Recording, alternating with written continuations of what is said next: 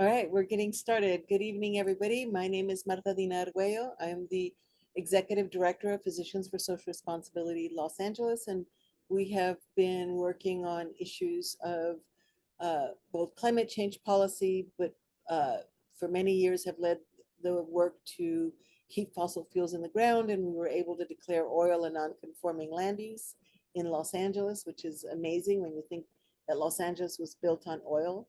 And today's webinar is really, I want to make sure folks can hear me. No, okay. So today's webinar is about understanding where the industry is going. For many years, we've been deeply concerned that we have waited too long to take the actions necessary to address climate change and the health catastrophe that climate change is posing now and will pose in the future. But the fossil fuel industry has been incredibly effective at delaying action. And miraculously, they have delayed action and now are proposing solutions that, again, will delay real action on climate change. And an industry that has created sacrifice zones from Wilmington, California to the fracking fields of Pennsylvania now are offering a solution. Unfortunately, that solution continues to commodify carbon and will continue to produce dirty energy. And we see this very well coordinated effort by the fossil fuel industry to confuse us with false promises of net zero that lie at the end of the hydrogen rainbow. But underpinning that hydrogen rainbow are pipelines, and the pipelines by nature will leak, and most polluting practices will someday have an accident or an incident that exposes entire communities to risks. And we will learn a lot about what those risks are, what the health impacts are of pipeline issues and safety issues. But also we'll learn a bit about what different organizations and different communities are doing to roll back this wave of false solutions that is hydrogen. And we're deeply concerned that, particularly in California, much of our climate action is geared to meet net zero, which is not a real zero solution, but it is resting on carbon capture and sequestration and hydrogen. And cities like Los Angeles are moving quickly to create hydrogen hubs and repurpose former fossil fuel plants. And so we see this as an effort to extend the life of fossil fuels for at least another 100 years. And frankly, the planet can't wait, our health can't wait, and the communities who are currently living with fossil fuel infrastructure cannot delay action, and future climate actions cannot be on the backs of those communities. And so we want to hear today, we've got some great speakers, and I'm going to introduce first Maureen McCue, who is a physician and has worked as faculty, instructor, and researcher, and with the University of Iowa, where she focused broadly on the human right to health within a sustainable life-supporting planet. She is the founding member and former director of the University of Iowa's Global Health Studies program and a founding member of the University of Iowa's Human Rights, and has served many years as a provider and medical director at a local women's clinic. Yay for reproductive justice and reproductive freedom. Since 2001, she has coordinated the Iowa chapter of Physicians for Social Responsibility, and I've had the great pleasure to work with her as one of our sister chapters, and where we work together to address the gravest threats to human health and survival. Dr. McCue has long lived rurally, producing and processing and consuming her own food, which is something that is really foreign to me as an urban girl who didn't even grow up with trees. So without further ado, Maureen, take it away. Thank you. I think in many ways, I think what's important for all of us is to say some of the things that Martha said over and over until we actually hear them. With all the crises due to our warming climate that are being felt all over the world, the petroleum industry continues to work to extend its life, to pull the wool over all of our eyes.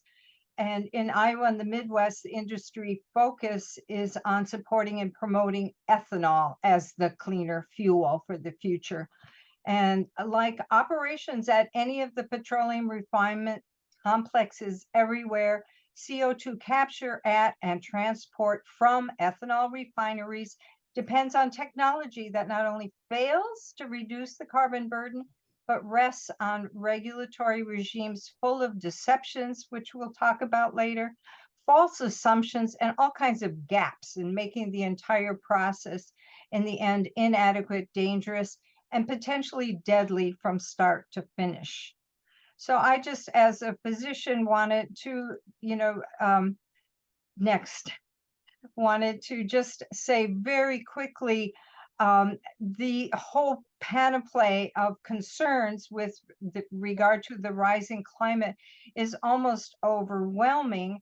And it's some of these concerns, that the petroleum industry is pretending to address.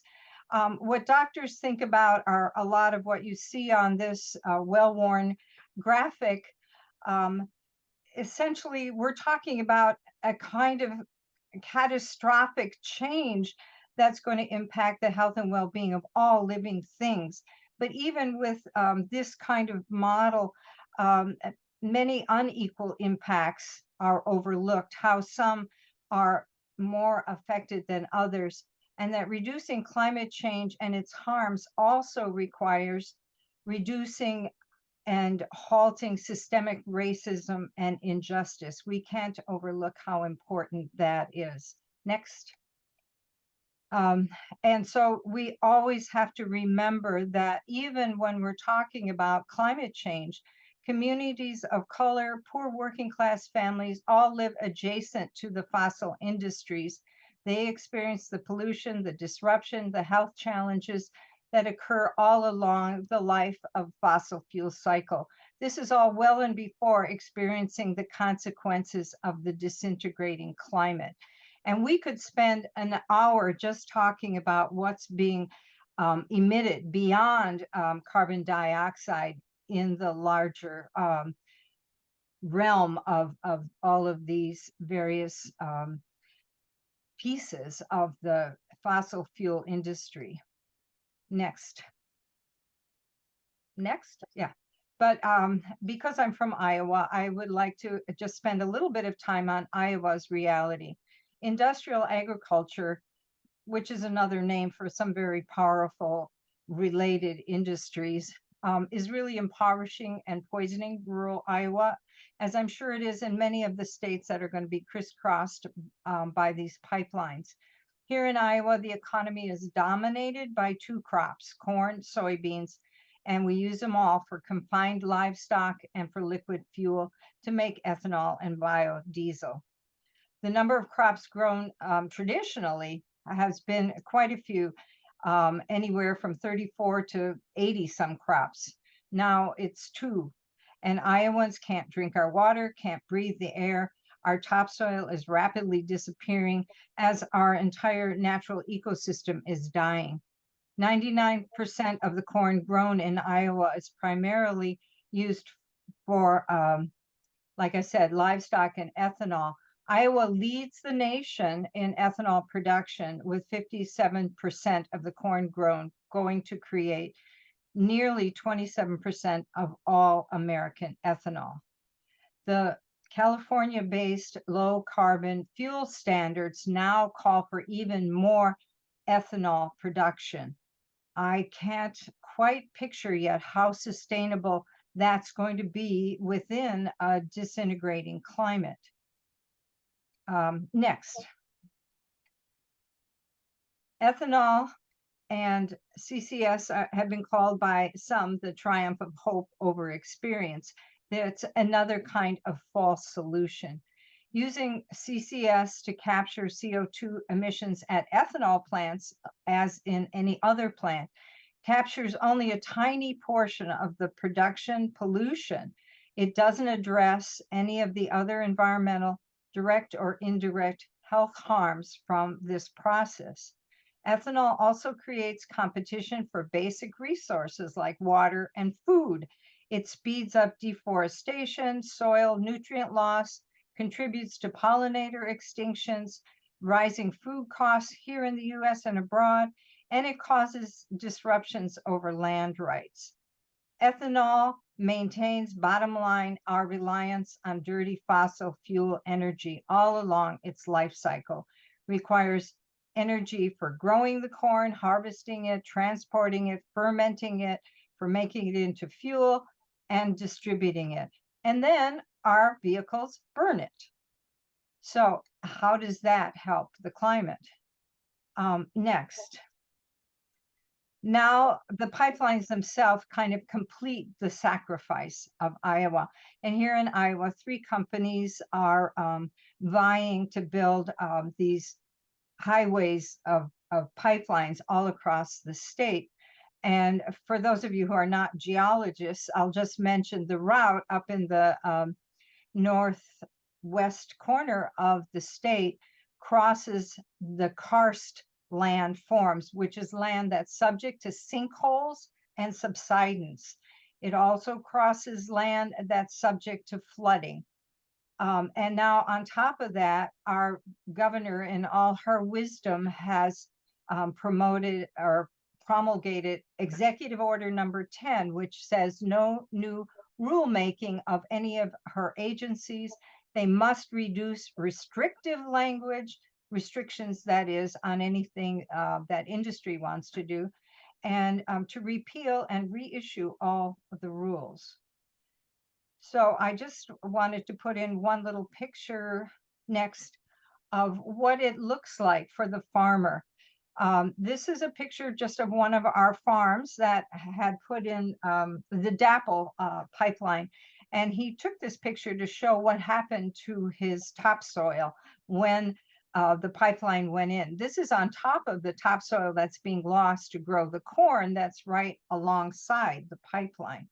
So you can see this one picture, you know, it kind of fills in for a lot of words. Next. Yeah, okay.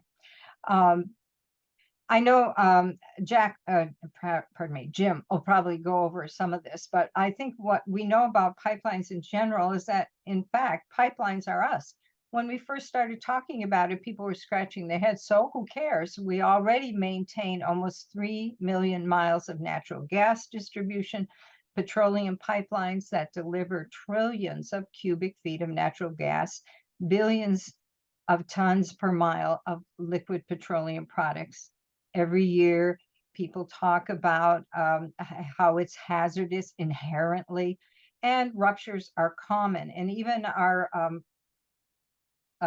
what do you call them, 9/11 responders are rather, in a sense, cavalier about it because it is common. And in fact, they talk about how it's the farmers who often nick the pipelines and cause the ruptures. But any of these inherent or common dangers are multiplied in the presence of pressurized CO2 and the challenges of the changing environment, like I said, over karst land, over flooding land, that alters the stability of pipelines. Next. Whoops, that's the wrong direction. Health effects, yeah. I just thought it's important that everybody know that CO2 is not the same. We all know that that the fluids of the petroleum industry are inherently dangerous, but the health effects of exposure to the elevated CO2 levels that we're talking about, if there is to be any rupture, any disruption in the flow, is we're talking about very deadly health effects. While we all breathe some CO2 in the ambient air, sometimes in high vehicle areas, we breathe a little bit more, but the physiologic response, the seriousness, the time to deadly effects varies depending on the concentration of CO2 and the length of time that people are exposed. Conditions from low to moderate exposures are reversible when a person is removed from the high CO2 environment. And of course, we're not talking about atmospheric CO2. That's very different measurement. Next. But as we saw in the opening slides, depending on the location, the size, the weather, the nature of any rupture, the plume can be small or it can be quite large. And it can be blown across variable distances to affect a variable number of people in its way, with varying impacts depending on the concentration.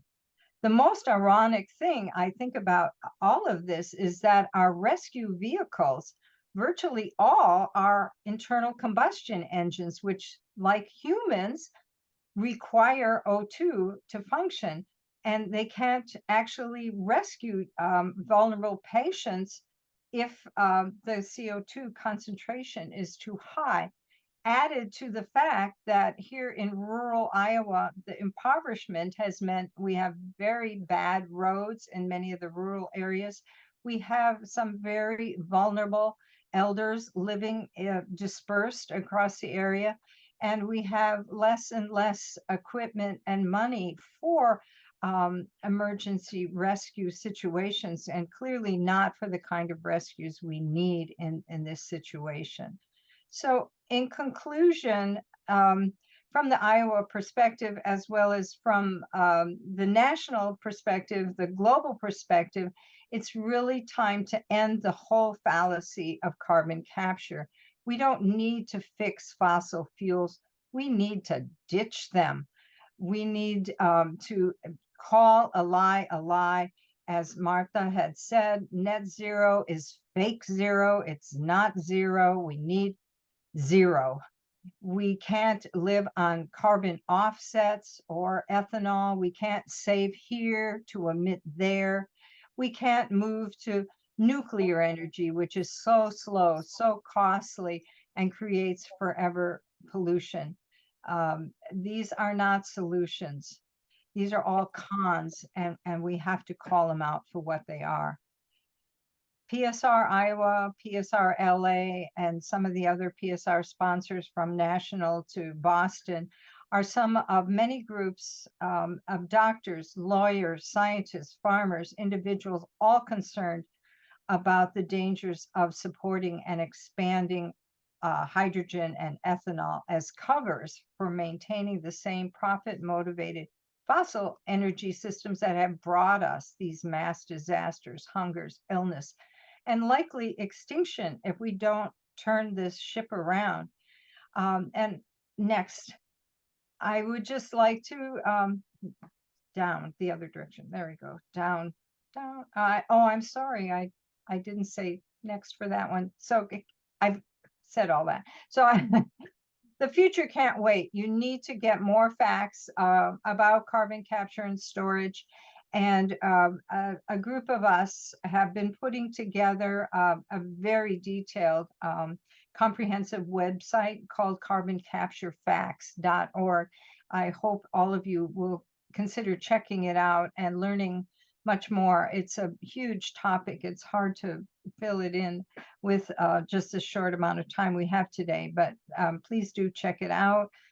And I'll just finish up with next, saying no carbon pipelines. We want to, see a healthy, sustainable, livable, humane world. And there just is no planet B. We've got to get to work together. Thank you. Thank you, Dr. McCue. And we are going to hold the questions for after Jim speaks. If the speakers can check out the questions so that we can answer them.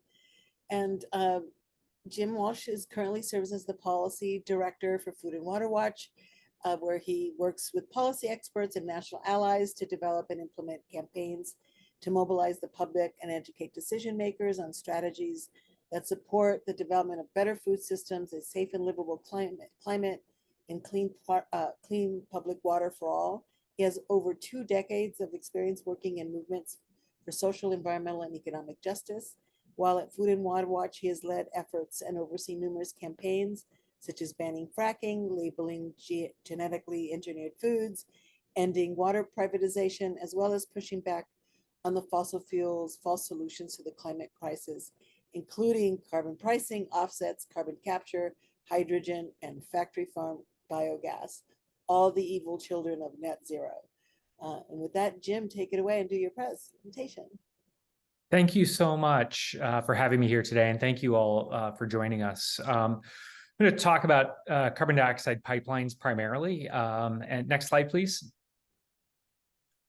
And we're going to look at some of the safety concerns, the plans for a nationwide build out of carbon dioxide and carbon and hydrogen pipelines. We're going to talk about the money behind these projects that's largely pushing these things forward, as well as calls for a moratorium and other policies that can be put forward to help at least make these pipelines a little bit safer as we move forward. And I also want to preface this with, we're mostly talking about pipelines today. We're going to talk about, and I'm going to talk about pipeline safety, but Food and Water Watch and many organizations we work with have problems with carbon capture from start to finish.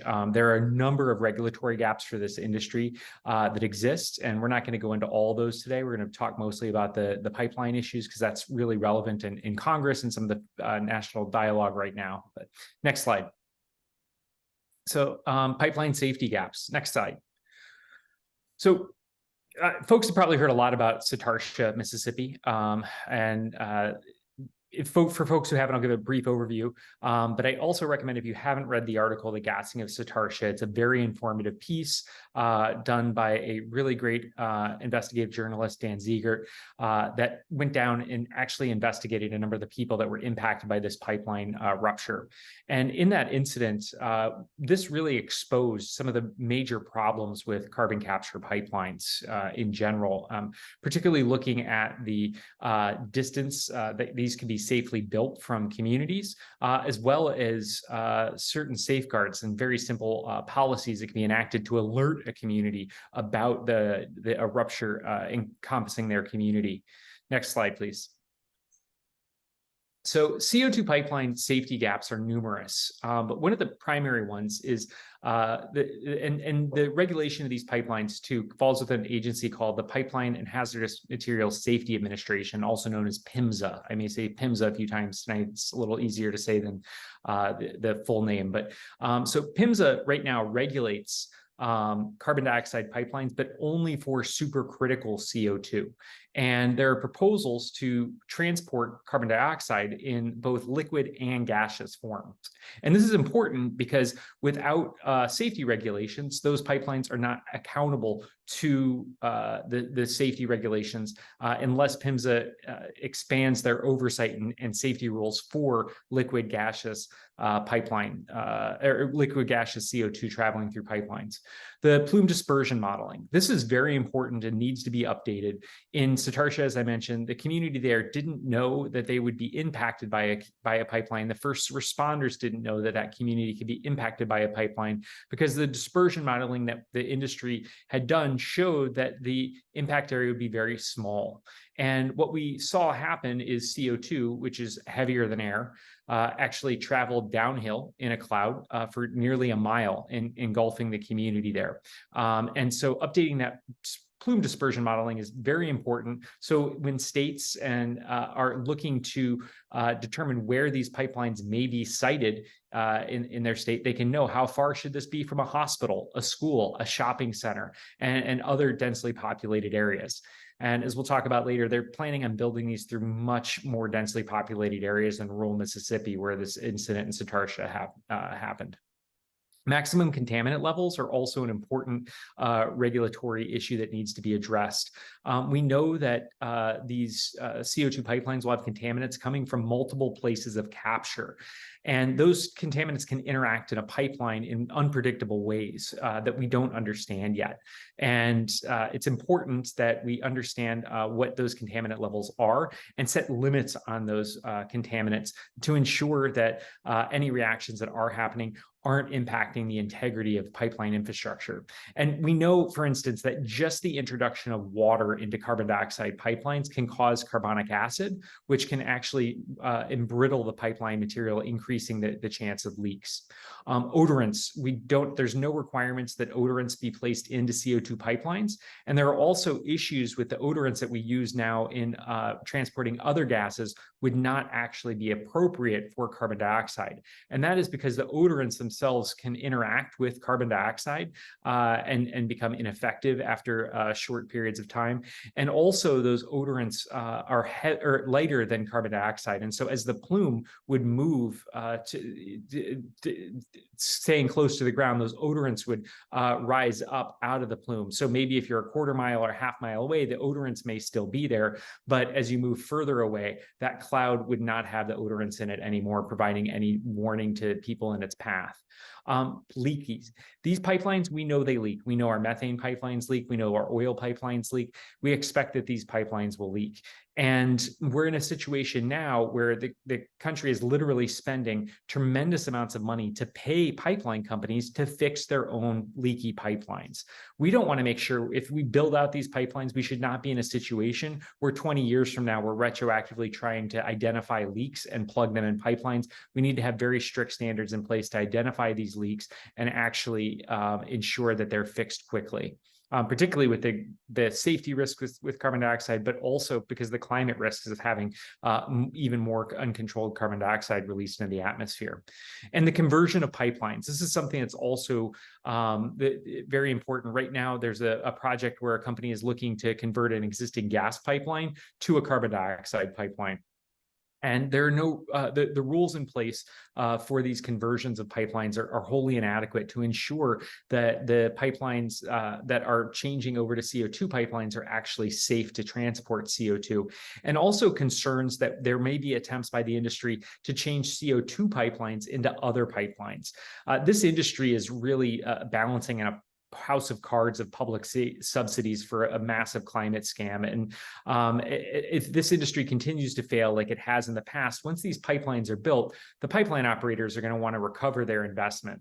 And it's maybe not a coincidence that these pipelines that are being planned across the Midwest right now run halfway to the Gulf from the Dakotas, where tremendous amounts of oil have been and continue to be extracted.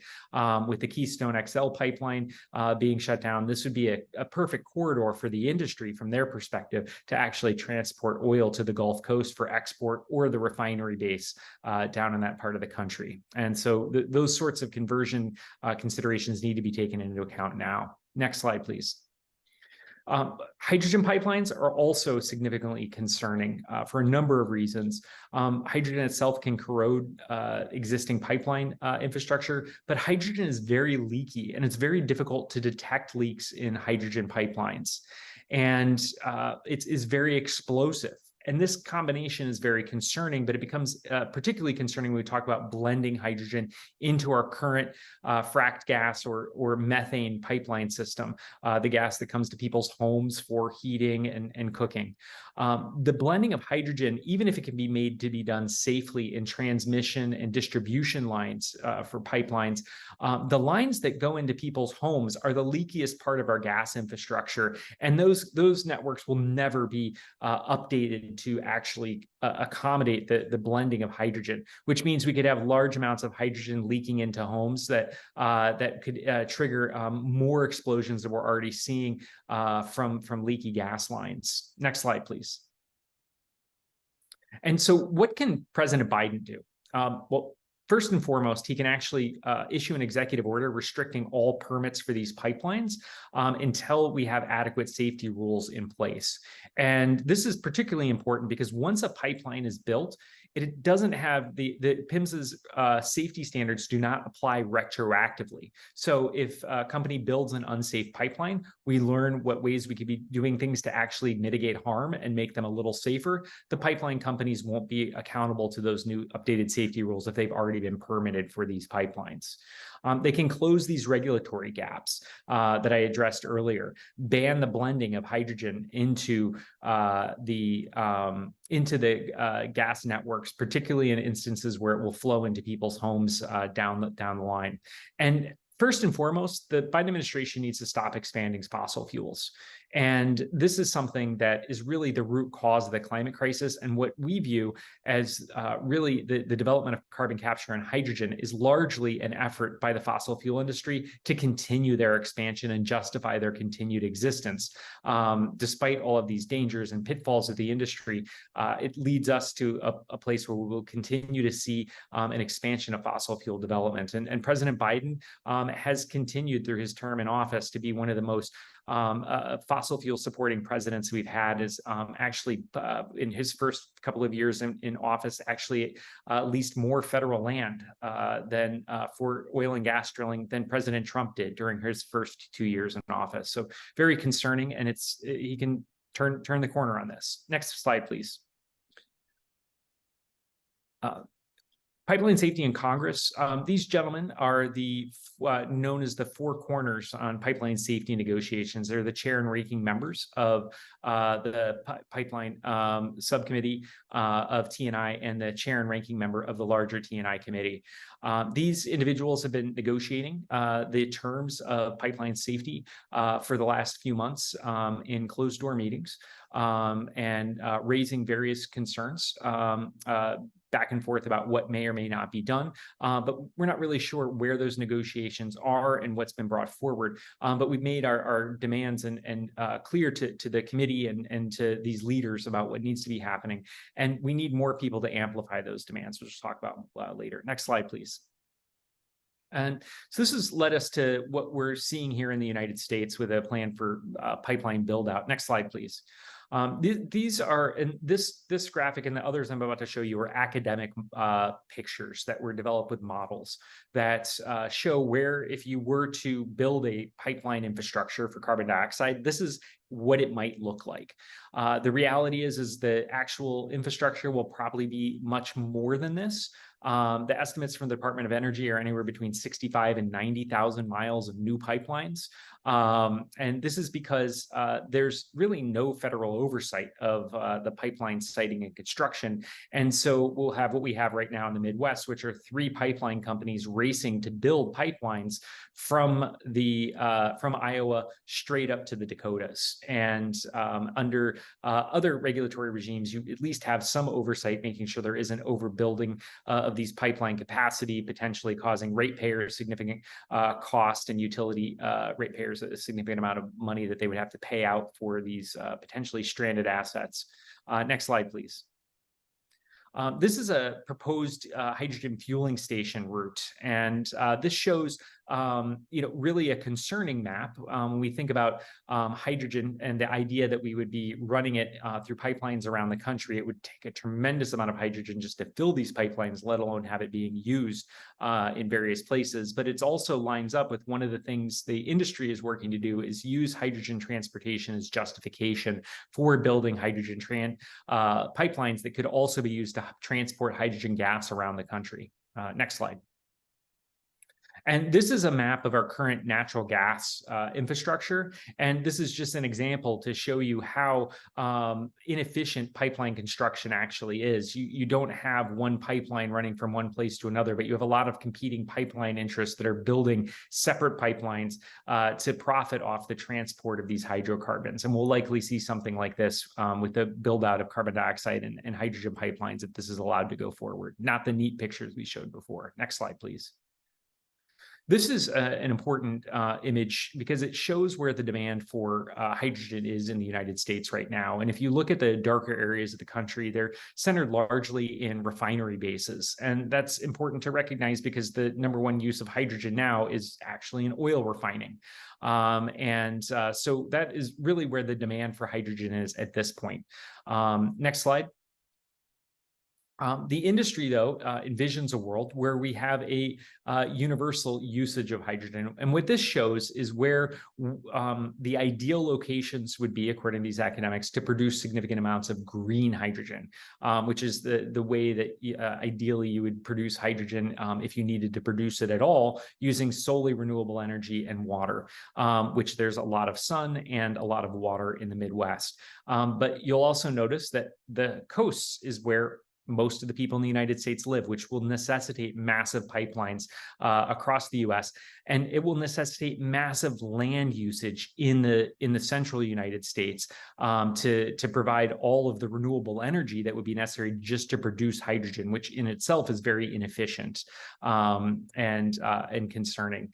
And so this just shows really that there's no way to really build out a green hydrogen economy without massive amounts of infrastructure. And by green, I don't mean clean or anything. It's an industry term I probably shouldn't use that means electrolysis with renewable energy. But next slide, please.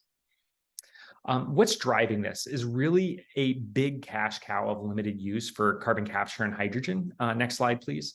The Infrastructure Investment and Jobs Act was passed in 2021, and this was also kind of more publicly known as the Bipartisan Infrastructure Bill.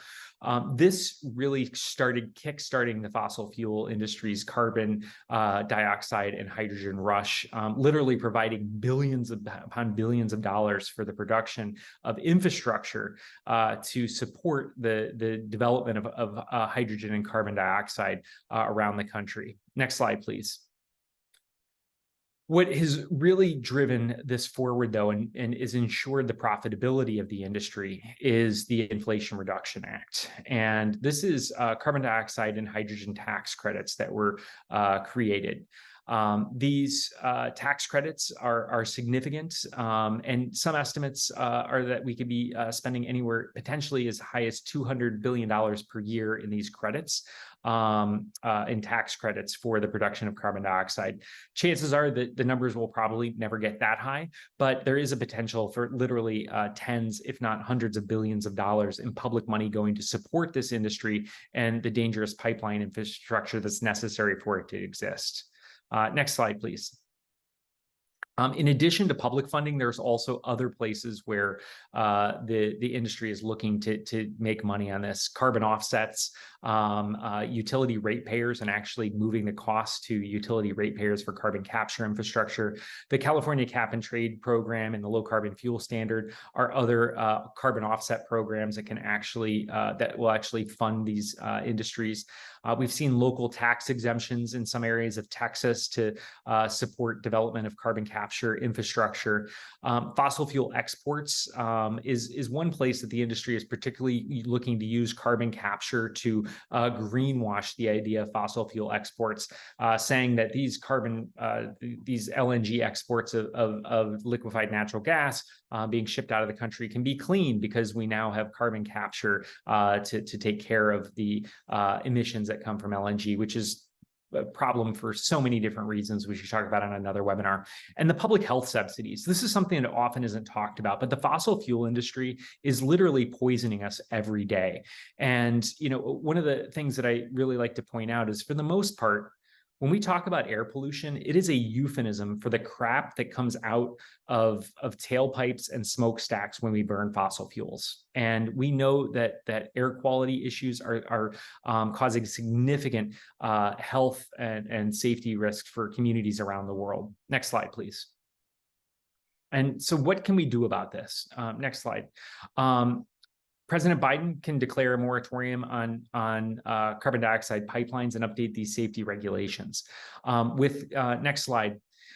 In order for that to happen, though, Congress needs to start speaking up around this. We need members of Congress to vocally support a moratorium on carbon dioxide pipelines, as well as stronger safety rules. And so we have a couple numbers that we've set up, and as well as an online petition that folks can sign to actually contact your members of Congress around this. And we'll also, you'll see into chat, there's a link that Eric posted for an organizational sign-on on pipeline safety that we plan to send to the Transportation and Infrastructure Committee before a markup on pipeline safety bill that we're expecting at the end of September that could potentially address a lot of the issues with carbon dioxide pipelines. Thank you. Great, thank you so much. We've got quite a few questions in the chat, and I'm going to call some of them out. Some are super technical, so maybe there's somewhat, well, we'll see. Is there a generic volatility index that advocates can use to describe the difference between normal fluids and this highly energetic supercritical CO2. If industry can't hold onto saline injection fluids or gaseous methane with any satisfactory degree of safety assurance, why would we trust them to manage new fluid with high risk properties? The Jim question. We really shouldn't trust them, I think is, and I almost take that as a rhetorical question, right? We shouldn't trust them. This industry has lied to us for generations about the damage that they're causing to the climate, and misleading the public about the harms that they're causing to communities near their refineries and extraction zones. There's no reason we should trust this industry at all in any way, shape, or form. Okay, and we're gonna keep with Tom's questions, and then are there any examples of projects with history that can help define or develop best practices that we can point to inform how California agencies used to project and model pipeline ruptures that are health protective? Or, well, you could read the rest of it, or which can recommend risk management frameworks that do not recklessly minimize the inherent risks in this unproven tech. Yeah. So, short answer, no.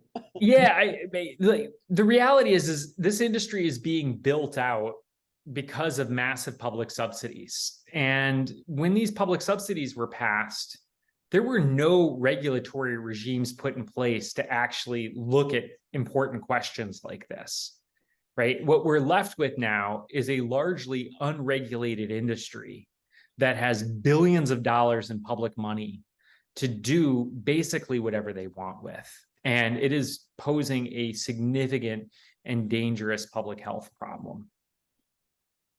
I think, as you said, you can't trust an industry that has worked for many years knowingly adversely affecting our public health. And it's not just whether or not what goes in a given pipeline, it's who's building it, why it's being built, what's going through it, and what happened before it got to that pipeline. The whole picture is so multi-dimensional that it is in many ways difficult to break it down into component parts and say we can make this one safer or that one safer, when none of it is safe, and when the people who are most impacted by the industry writ large are ignored continuously. And it's only, when it begins to fold over into the health of the general public that people begin to take some action or pay some attention. But in fact, there's nothing that's gone on for the last, 50 years that says they're willing and able and going to do anything to protect anybody's health except their bottom line. I think the questions have to be redrawn based on different assumptions. Thank you. Jim, can you speak to, given Republican control of the House and the need for 60 votes to pass the Senate, is there any real chance of passing meaningful pipeline safety legislation?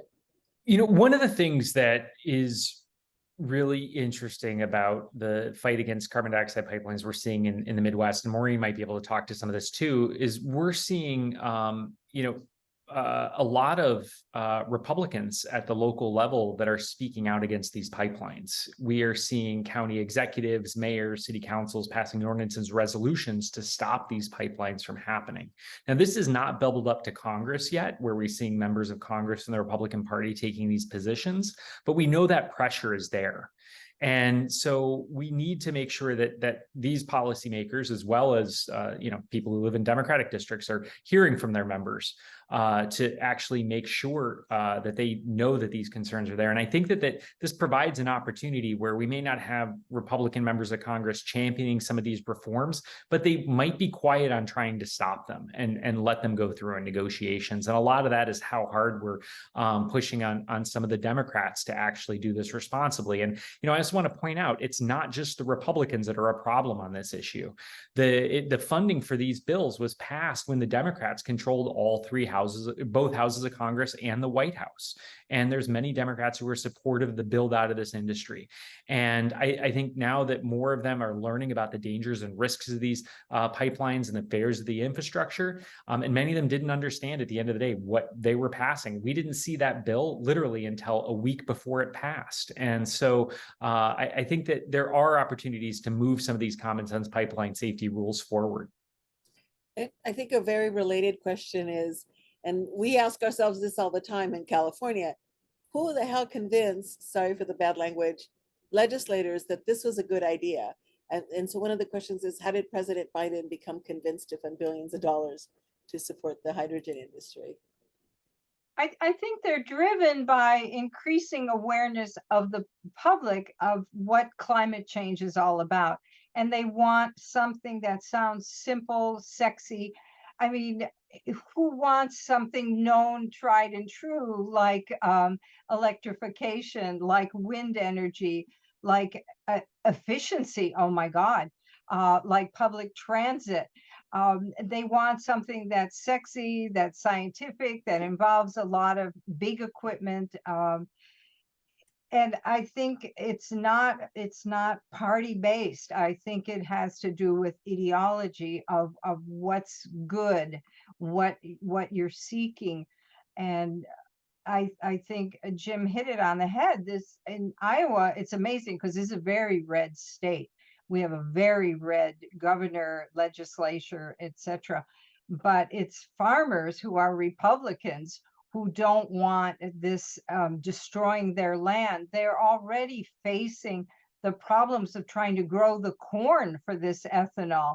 They're already facing across the state problems with our water. It's very intense. Everyone needs to eat, everyone needs to drink, everyone needs to breathe air. And we can't lose sight of that. You cannot pay for air and water and food that you continually destroy by polluting it or diverting it or altering it in one way or another. And this is not a partisan issue. This is an issue for the future survival of our environment, of our planet, of our people. And we have to remember that and not fight it as a partisan issue. Can you tell us, Jim, which 15 Congress members have endorsed the call for a moratorium on CO2 pipelines? We're planning on releasing a letter next week, and I do not want to scoop the members of Congress leading that letter on who's on it. But we, have been working with a number of our allies around the country to build support for this. And we'll continue to do so on this effort to call for a moratorium on these pipelines. And it's something too that California has already enacted, and so there's a moratorium on carbon dioxide pipelines in California right now. And one of the concerns that I think I have with in general is that there may be pressure within the PHMSA reauthorization process in Congress to speed up their review of safety rules for this pipeline and speed up the draft rules they're going to give out next year, because the industry wants to build a lot of CO2 pipelines in California, and this moratorium is holding them off. And so one of the things we're trying to do is to make sure that PHMSA has the time that they need to actually study and understand and come up with solutions to these issues before these draft rules are put out, because an artificial deadline by Congress will only mean that we wind up having unsafe pipelines that are built throughout the country. And I know folks, there's a lot of questions on what can we do. And I think both here in California, where the Central Valley is sort of has a target in terms of where these are going to go, and also very conservative. And Maureen, if you could talk a little bit about some of the successes in engaging landowners and others in ways that we did not expect. Well, it's been an interesting journey. Of course, it began with the Dakota Access pipeline fight. But what we have found is that there is increasingly concern among farmers for a more sustainable approach to just farming. And so what has worked very well is a multi-pronged approach.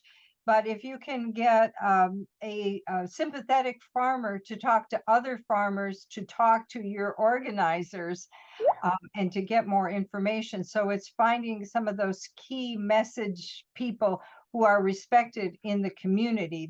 That's a good approach. Others is working with people of faith. You know, increasingly the faith community is talking about the different aspects of the environment, what is working, what isn't working for our future. And also speaking to your county supervisors, your municipal council members, and just, you know, talking to elected officials as much as you can, but really relying on the people whose lands are going to be affected, the small communities that are at risk as these pipelines continue to expand across territory.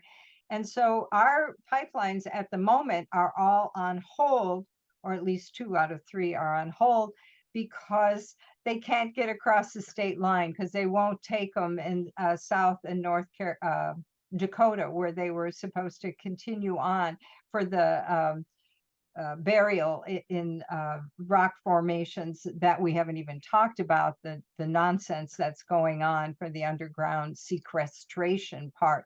All of that, the science of that is totally undeveloped, underdeveloped. But right now the Dakotas have said, no, don't send us your CO2.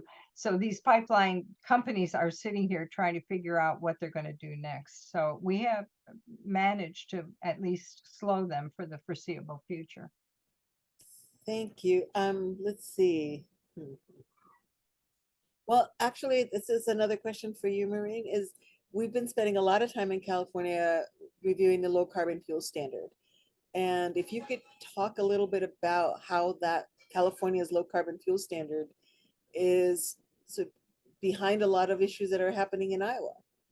Yeah, like I said, we already produce almost you know, a huge percentage of the ethanol that goes across the country. And with the low carbon fuel standards, California, being a huge state, wants more. And so the territory, the ability to ramp up, means more destruction of any remaining wetlands, forests, land that's not in production. We traditionally had what were called set-asides, where we allowed for the native plantings, the pollinators, etc., to help clear the water and you know, restore the environment. And if we need to produce more ethanol, which a few people think is a very good idea because it'll be more money coming into Iowa. But again, if you don't have clean water, if you don't have clean air, if you don't have your soil, the money doesn't mean anything. It's a short-term, very short-term gamble. And but people are buying into it, and that is part of the whole drive behind the CO2, because they're going to capture it at these ethanol plants that are going to really ramp up, that are already harmful to the air and water in those you know, immediate vicinities. So it's a little scary. And to answer Mary Elizabeth's question, often they're on trucks. So yeah. One of the questions is how much hydrogen will be used for ammonia on the Gulf Coast, where hydrogen plants is an ammonia plant, where every hydrogen plant is also an ammonia plant. Yeah, you know, you have a very educated audience, because the industry is not talking about hydrogen to ammonia as publicly as they are some of the other pieces of this. But I would imagine that most of the hydrogen produced in the United States will probably wind up being converted to ammonia for 2 reasons. Actually, some of it will potentially be injected into pipelines to, you know, in blending, if Congress allows that to go forward in the PIMS reauthorization. But outside of that, storage of hydrogen is much easier to store that energy as ammonia, because it's more energy dense and more stable. Although ammonia, as we know, is still very explosive, but not not as unstable as hydrogen, and also for exports. And so we're seeing all of this hydrogen development happening in the Gulf Coast now, where the industry is, literally got, plans and the White House to actually back plans for the mass export of hydrogen. There's a lot of technical issues with moving hydrogen in big ships across the ocean, but the industry already knows how to do this with ammonia. So I would imagine that most of the hydrogen that's produced for export will be converted to ammonia before being shipped out of the country. What does that do to the greenhouse gas effect of all that nitrogen? Hydrogen production is awful for greenhouse gases. And, there was a study that came out that showed that using fossil gas, which is where it's like 95% of all the hydrogen produced, maybe more, is from fracked gas. And so we're taking this fracked gas and essentially remarketing it as hydrogen. The climate footprint of that production of hydrogen is actually worse than coal for the units of energy that you get out of it. So it would be more efficient and better for the climate to just burn coal and then burn some coal on the side just for fun, than it is to produce hydrogen. It literally be better for the climate to do that. With green hydrogen too, also has a climate impact that isn't talked about often. And this is because of the diversion of clean energy resources to hydrogen production. And so this is an important fact where just because we're producing hydrogen with green energy doesn't mean it doesn't have a carbon impact, because those renewable resources could otherwise be used to support direct electrification, which is a more efficient use of renewable energy, rather than moving that renewables to produce massive amounts of hydrogen. So the climate impact is huge. It's bad. Listing the ironies of this whole process could fill up an entire talk. It's so true. And hydrogen itself, while it's not a greenhouse gas, it actually has a global warming potential of 33. And this is because hydrogen, when in the atmosphere, actually perturbs other gases and causes methane, a very potent greenhouse gas, to break down more slowly and exist in the atmosphere longer. And so even leaking hydrogen itself will have a significant climate impact, regardless of the source it comes from. There's a number of questions about shifting narrative.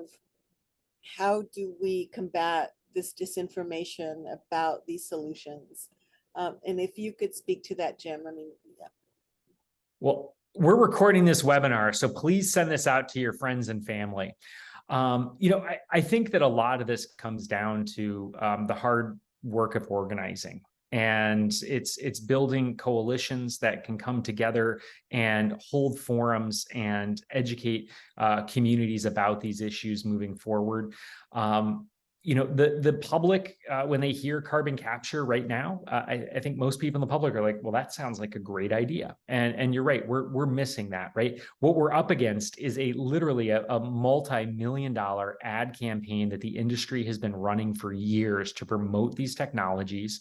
A team of lobbyists in Washington, D.C. and state houses around the country that are pushing these policies with, sounding very good. And so the only way we're going to stop this is really if communities start coming together, rising up and fighting these projects locally, but also coordinating in a way to push back against all these federal subsidies for the industry that are really making this possible.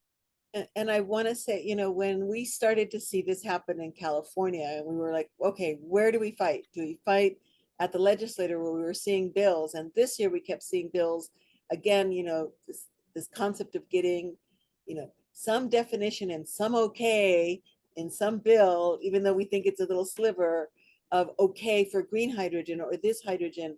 And what I always remember is when we were working in California to stop the cap and trade program, and we managed one word to change in the bill, may include trading versus shall include trading. And immediately, because of that shall, the governor issued an executive order that just ignored the shall and said, ignore the may, and this went straight to the cap and trade program. And so I think it's really important as we fight these projects to give no quarter, right, to any of these false solutions, even though we think it might really be good in this little sliver, because that's not the point.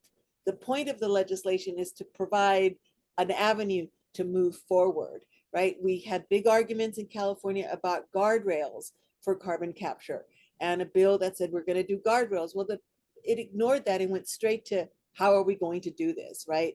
With the idea of how we can do it safely is sort of, yeah, maybe we can do that. And we'll talk to people, but we're going to ignore most of what people say. So this, building power, a strong united front, and no quarter to the fossil fuel industry that got us here, right? I think that's, to me, that's what's been missing. And yes, information helps, right? Talking to farmers, talking to folks who care about water, right?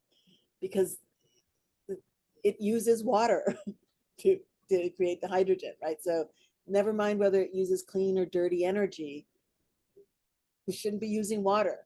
And then I do want to call up so sorry to abuse my facilitator privilege, but so now I'm going to call up one of the questions. How much power do Native tribes have to reject building of pipelines on tribal lands, and are they doing so? Here in Iowa, they're very active. They were very active in the Dakotas. They're very active up in Minnesota. And I think they've had a very pivotal, powerful voice, and are certainly some of the real leaders, some of the real heroes in our efforts. And I think it's not only calling a spade when you're talking about this is all being generated by the fossil fuel company, but also always having another vision of what you want. You can't always tell people what they don't want or can't have, or it's so frightening. You have to remind them what they want. And like you say, the whole process from the get-go affects water. And Iowa has some of the dirtiest water in the country. And people are waking up to that, not just the farmers, not just the cities that are paying a lot of money to clean their water, but everybody, people who want to go canoeing, who want to go swimming, who want to go fishing. These are communities you can also pull in. And then that would be also part of the Native American community, because they're very outspoken fisher people. They're very outspoken about a strong, intact environment. And so I think that that's an important role that they play. And then I want to speak a little to, part of how we got here. I went back and looked at comments that were submitted to the state of California around carbon capture, and there were many environmental organizations that were very supportive, and they talked about guardrails. But when we realized that we are, the environmental justice movement is the living embodiment of regulatory failure, right? And so to tell us that that somehow we're gonna have guardrails, and so many groups, and some are stepping back, but I want to point out that groups like Nature Conservancy are part of many of these large hydrogen coalitions, these carbon capture coalitions. And just, a few days ago in the press, they share lobbyists, right? So we should be careful about where we give our money and who we give, if we're donating to environmental causes. I think it's really important because these big giant organizations have really focused on, how do we make the cost of compliance easier for an industry that doesn't want to do the right thing? And so what we've created is, their ability to commodify carbon, and now they're going to continue to do that. And I also want to say, from a health perspective, climate policy should be focused on cleaning the air. It's yes, the carbon is important, but if we focused on actually cleaning the air, we would, reduce carbon and make the air healthier, right? And so I think that's been, I think a big mistake that has been made is that this obsession with carbon and this, that doesn't really get us to where we need to be in terms of protecting the livable planet, and those of us who've been living on the front lines of the fossil fuel extraction. Yeah, I think Jim's comment that the tailpipes and the large pipes of the industry are the real long-term heavy problem for much of the planet. I mean, dirty air, we don't have it if we don't have so many cars, and we don't have the burning of these, what are they called? The pipes from industry. But yeah, I think they're both important things to remember for sure. So I want to lift up that in Iowa, the Winnebago tribe filed opposition demanding an environmental impact study, and the Iowa Utilities Board rejected their opposition, telling them to engage federally. And so in California, we've also, the environmental justice community has been demanding this full life cycle assessment of cost. We have brought up the failure of, and which was another question I want to lift up. Most of the carbon capture that exists has failed to deliver the promise, but yet there is this, deep commitment to continue to move with them anyway. And I think in part it is related to the fact that these are big infrastructure projects that create jobs, and that we have not really developed a just transition strategy that speaks to the building trades and other laborers, even though we know that there are many jobs in the decommissioning of those facilities and those pipelines and ensuring safety. And then it gives us time to rethink, does everything have to be large scale, centralized power? Can we start doing, given where we are with climate change, we have to start thinking about decentralization, and that there's jobs in that decentralization. Yeah, I think you've hit on an important point. We can't always trust the labor groups out there because we talk about partisan, but there's also the whole issue of which labor groups are going to support who, and how jobs are defined for who. And yeah, I think that's something that the progressive community hasn't really grappled with sufficiently. And the answer cannot be, oh, there's lots of jobs in wind and solar, because they're not the same jobs and they're not the same salary. And the more we say that, the more tone deaf we sound. And so, we've got to have a real, serious way of saying, here are the workers that will be impacted, and how are we going to protect them and move them into industries that have, similar pay structures, or force the oil, fossil fuel industries to pay for that as well. Raise up the Joe Manchin question. Senator Joe Manchin, just because we like bashing him, for West Virginia has been pushing the Mountain Valley Pipeline to run in West Virginia and North Carolina. We defeated him 4 times last year, and now through the IRA, the Mountain Valley Pipeline was given the green light. What are we to do other than vote him out? We could say things that shouldn't be recorded. That's right. I think you got a point there, Mary Crow. Yeah, well, unfortunately, many of us aren't going to be voting in West Virginia, this election cycle. But yeah, it's really unfortunate the amount of power that Joe Manchin was able to accumulate by basically, saying, I'm going to blow up the sandbox if people don't let me play by my rules. And I think that's, an important lesson, in many ways, that, a lot of times there's, many lawmakers want to play nice. They want to be able to call somebody their friend. And sometimes, if we had more of our progressive allies in Congress drawing some of those lines, we may be able to extract more concessions and negotiations. There are challenges and issues with that. For instance, Manchin and the Republicans don't care if the federal government shuts down. They don't like government in general. We tend to be people who think that there is an important role for government to play in our society in protecting public health and the environment. But I think that a lot of the ways that we're going to bring more courage to our policymakers to stand up to people like Joe Manchin is by continuing to build grassroots support and make it harder for them to deal with us than it is for them to deal with Joe Manchin. Or the likes of, the industry in general. I mean, we're really at an inflection point, and they're getting very powerful oftentimes in the ways that they fight progressive organizations and people.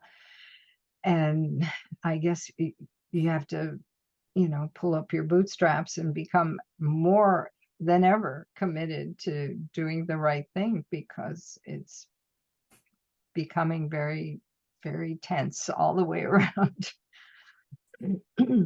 So I want to lift up a question from Greg Karras. What is the strategy for exposing the climate stranded assets, which presumably will drive their owners to come up with another false solution until the cows come home? Speaking of the low carbon fuel standard. What was the beginning of the question?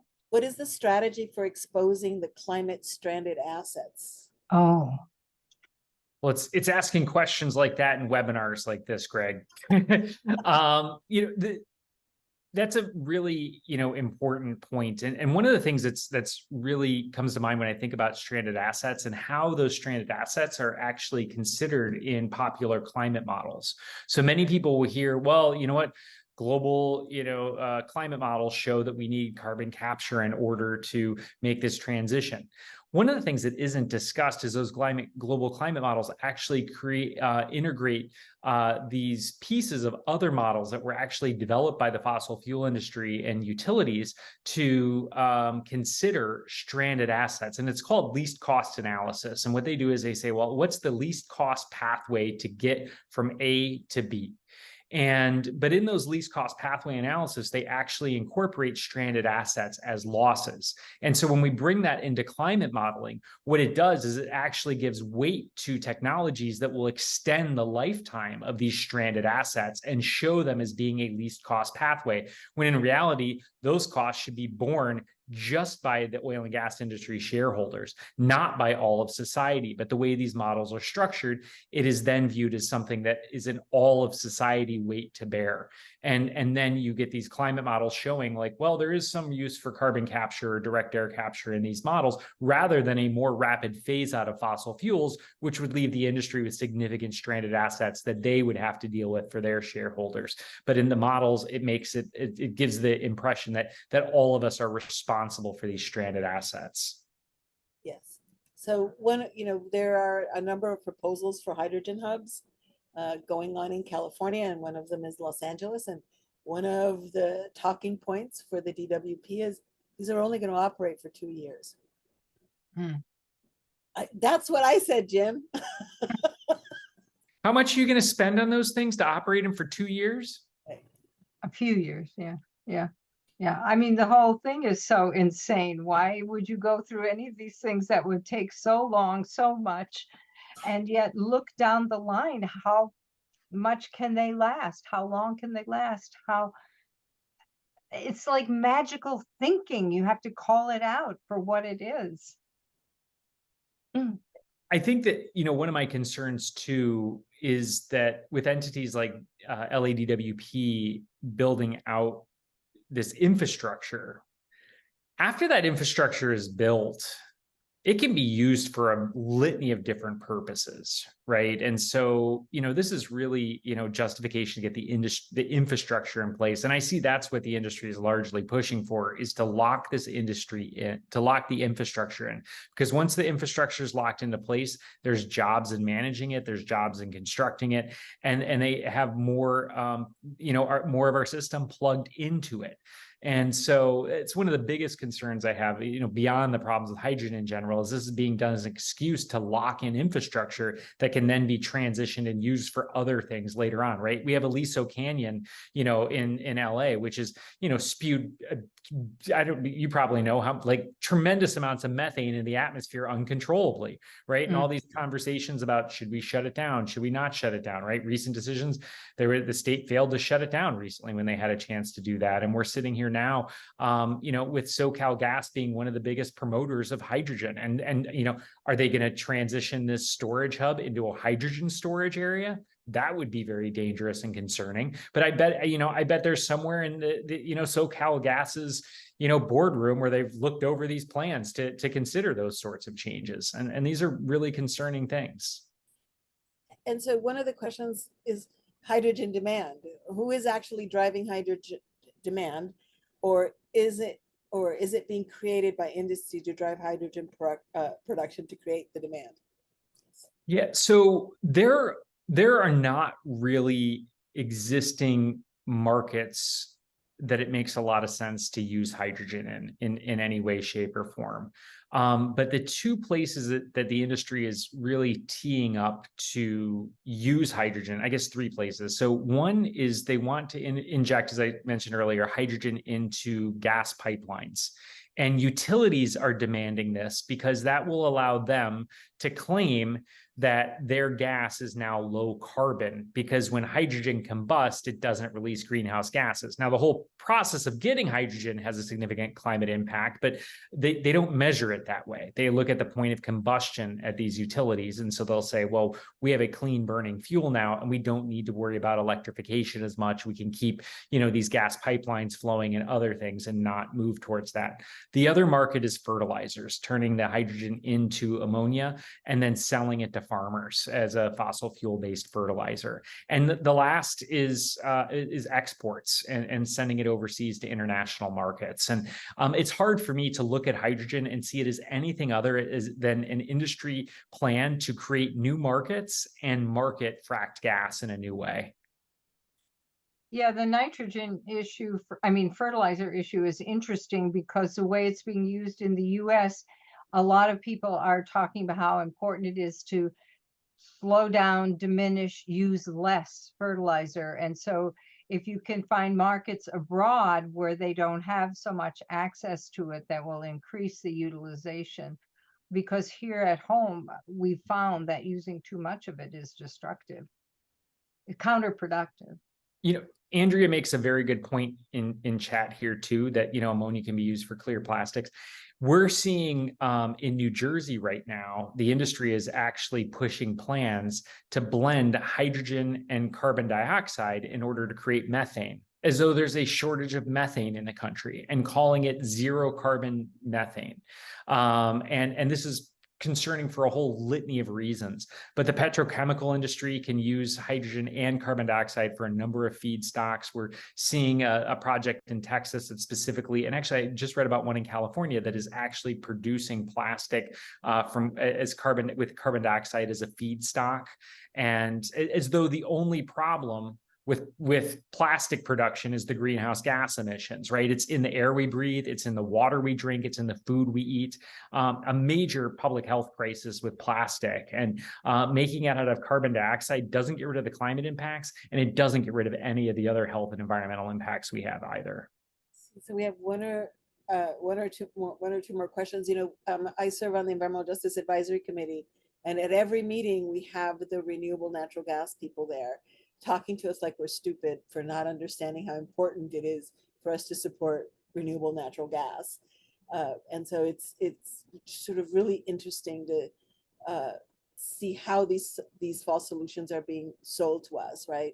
That these are solutions that keep production here, that protect environmental justice communities and everywhere else but here. And so I just think, it is mind-boggling, but I'm heartened by the number of people that we had today, because there was over 100 people in the room today. This 100 people can make a real difference, and that really is the strategy around challenging those narratives of the fossil fuel industry, and figuring out this just transition piece, as Steve asked about the building trades. If we don't figure it out and really show that we have an alternative, it will be really hard for us to push back on the politics of it. Because I don't know that the science matters. When, it's important to know the health impacts and to understand the science. But what I see is, a very well coordinated, very well funded political campaign to push these solutions and protect the assets of the fossil fuel industry. Trying to see if I missed a question, so I'm going to rely on my folks on the back end if there's another question. If not, we can. Oh, here's one. What can we learn from Europe, where hydrogen solutions for transportation and home heating are often failing to compete in the marketplace and fail to convince the public to use as examples in convincing our elected officials that the hydrogen economy is a bridge to nowhere? You know, the hydrogen discussions in Europe are far more mature, and not in a way that this is a childish issue, but they've been going on longer than they have been in the United States. And so I think that the public in Europe has had more time to hear these things, digest them, and the communities that have been pushing back on them have been doing so for longer periods of time. You know, the pushback on hydrogen in the United States is really only come up in a more significant way in the last couple of years. The fight in LA around the repowering of power plants down there, we were very close with Physicians for Social Responsibility in LA and others to push back on that proposal. It was one of the first real fights in the United States I saw against hydrogen infrastructure. But at the time, people in Europe were already pushing back against those plans because it had been talked about and pushed by the industry for so much longer and more aggressively there. And I think they saw they could get those things through there, and now they started moving to the United States. Unfortunately, we have had a lot of lessons we could have learned from Europe. I mean, they have smaller roads, smaller vehicles, more efficient public transit, better healthcare overall, more affordable healthcare. And we haven't learned from those. So, you know, other than sending everybody who's a politician over to Europe to check out some of these things, I think it's important to know and to be able to talk about what is going on in Europe, and have that, you know, available to you. But I found it very frustrating over the years, to notice how they were so much further ahead in so many of the things that we're talking about, and nobody seemed to pay much attention. So it's an important point, but it's not so straightforward. So we're going to wrap up. I'm going to give each of the speakers, you each have a minute to just say one thing you really wanted to say, because we went over in the Q&A. Go for it, Jim. And I'm timing you. Well, first and foremost, I want to thank all of you for giving us your time this evening to come and learn about this important issue, and for Physicians for Social Responsibility Los Angeles for hosting this important forum. And I want to encourage people to continue pushing back against these projects in your communities, to join with your neighbors and come together. You know, Martha said something very recently, you know, just a few minutes ago about, you know, that this, you know, that the health impacts may not matter. One of the things I've learned through my time working in politics is that there's no right and wrong. There's no morality in politics.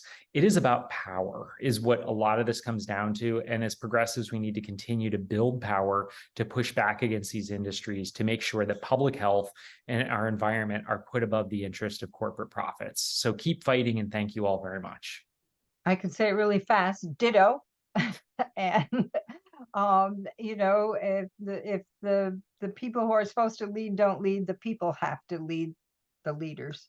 And so it is very impressive that as many people as did show up tonight to consider these issues, and that they talk to people, and that the effect grows from beyond just our small group, but continues to grow because there is a real vacuum of information out there on these issues. And so I think this was a very important conversation to have, and especially with these people. So thank you, everybody. I also want to thank all the participants and the co-sponsors. It's always wonderful to be able to work with our sister chapters, and I know several other chapters are on the call. And so we will continue to build movement. We want to build a strong national voice of health professionals saying, this is not a healthy choice. We should do something else. And collectively, we should be defining what that something else is. I want to remind, you know, if a colleague of mine always says, if you're not prepared to govern, you're not prepared to win. And I think part of our winning is to offer those alternatives that build community power. So we, you know, continue to join organizations, respond to action alerts, email us if you're a health professional and want to be more involved, whether you're wherever you are, we'll figure out a way to connect you to other health professionals who are like-minded. I want to remind folks that tomorrow there's a California Air Resources Board meeting. That's a joint meeting with the Environmental Justice Advisory Committee. And we expect to have the dairy industry come and beat us up because we want to stop incentivizing bad practices through our climate policy. So you can go online and figure out what time the meeting is. I didn't think about it and drop the link, but it's the California Air Resources Board. You can find where the meeting is. It's from 4 to 7 p.m. tomorrow. And again, I want to thank everyone, and don't be fooled. This is a false solution, and we've never had policies that actually protect human health. And so we've really got to fight for what is right and for our futures. And I want to thank you all for joining. Thank you, Martha. Thank you, Jim.